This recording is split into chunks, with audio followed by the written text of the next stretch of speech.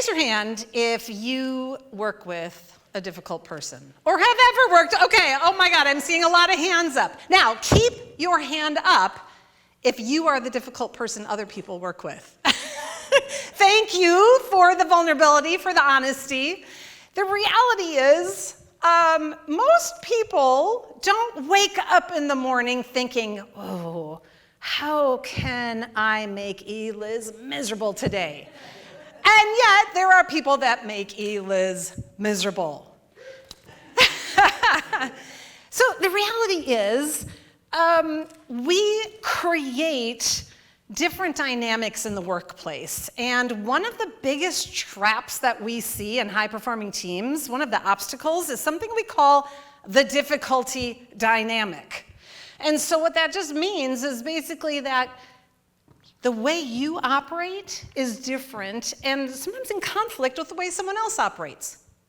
So you might be the type of person that likes to talk it out, pick up the phone, come into my office.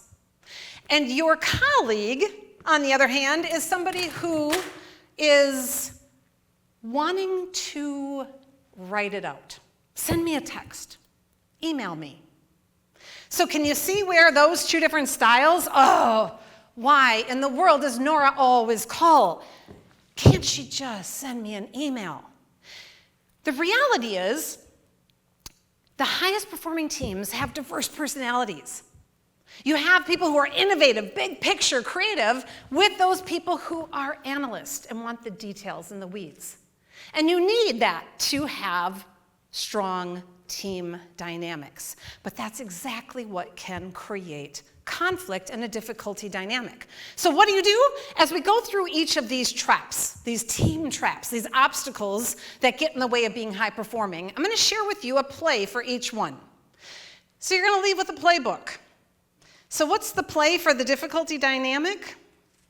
Create a user manual, a personal user manual. So if you've ever bought an appliance, it comes with a user manual. Okay, nowadays, it actually comes with a QR code that you scan, and then you see a YouTube video that tells you this is how to maximize this particular appliance. This is a red flag. If this is happening, this red dot is going off, that means watch out, you gotta be careful, it's about to malfunction. In the same way that our appliances have user manuals, you can create a personal user manual for your team and have them create their own to share with you. So you can say, how do you like to receive feedback? Do you want it direct? Or do you want it with a little sugar on top? Do you want the Oreo sandwich method? Positive feedback, positive. This is one of my favorite ones when I'm working with teams. I'm always amazed, because to me, there's a right answer. A meeting starts at 9 o'clock. At what time are you late? 9:01? Wrong. Wrong, 9 o'clock, wrong. In my world, you're late if you're there at any later than 10 to 9.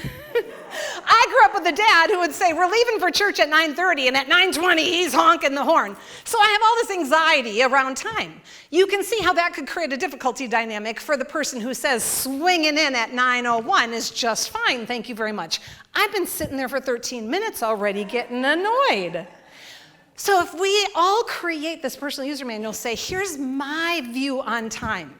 Here's how I like to make decisions. Here's how I like to receive feedback.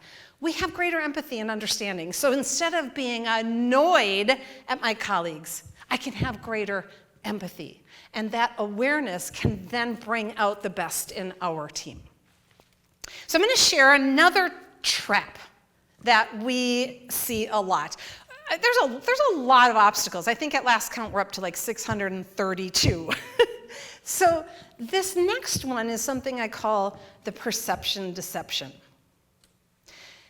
That trap is when you think that your perception of the team dynamics is the same as what all your teammates think are the perception of the team dynamics.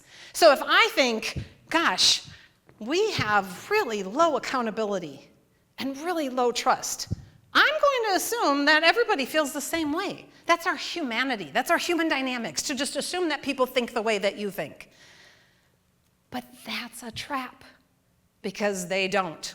Let me give you an example of a perception deception in real life. My dad winters in Arizona, and the winters get longer and longer as Minnesota gets colder and colder. He goes earlier and stays later. So I was out there visiting him last spring break and wanted to go for a hike to see the wind cave. He gave me directions because he said there's going to be no cell phone coverage, so he drew on a napkin where I had to go and where I had to turn, and I'm having my napkin and I'm out and I'm hiking, and I'm an hour, and I'm 2 hours, and I'm 3 hours, and I am exhausted. There's nobody else out because I went so early and it's off season.